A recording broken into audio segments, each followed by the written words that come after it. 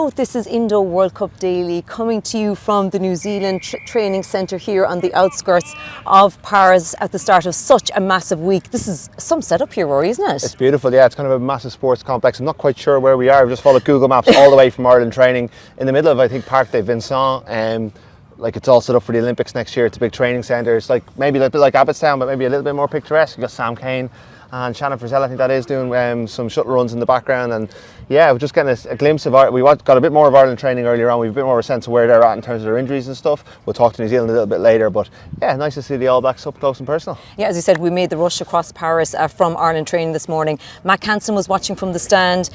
James Ryan wasn't there, while Robbie Henshaw, Keith Earls and James Lowe were on the pitch. Yeah, so Hansen didn't take any part in the warm-up certainly, and he didn't look tugged out for training. James Ryan wasn't there. My understanding is he's returned to Dublin to get those scans. He was given dispensation to do so. We're still not sure whether he's going to play or not. They cancelled their media today. They did plan on having media today, but they're going to wait until tomorrow when Andy Farrell names his team 24 hours ahead of schedule. The good news is Keith Earls looked fine.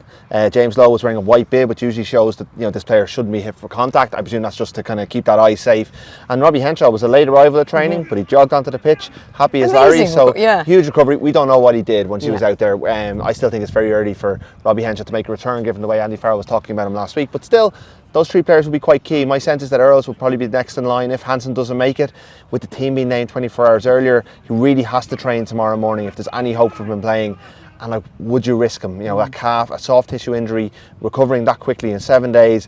When Ireland do hope to have big, I guess there's no tomorrows really. It's a knockout game, but I'm not sure you go in with a player if there's a cloud. Yeah, the state of the pitch here looks pretty good because Andy Farrell was less than satisfied with the condition of the pitch out of their Yeah, really unhappy. He and a couple of the backroom team discovered sprinklers protruding from the ground, which he came over to the sideline and kind of, we need to get coned onto these because they're dangerous. We don't want players getting injured, which, it's a major tournament. This is a lovely facility. The facility down the tour was excellent, but it should be consistent across the board. All the teams should have the same calibre of facilities across the board. It's pretty poor on World Rugby if the pitch wasn't prepared. It's probably poor in the RFU that they didn't do a walk through and see it either. I don't know, we'll get to the bottom of it later, but it's not a good thing. And God, if it hadn't been noticed and someone had gone over their ankle and was ruled out of a quarter final, what a big blow that would have been. 4 years ago, Joe Schmidt, who's here somewhere, I'm sure, was really unhappy with the state of the pitch they played on against Samoa in Japan. But you would think France, with the state-of-the-art facilities they have across the board, like this one that we're looking at here, should have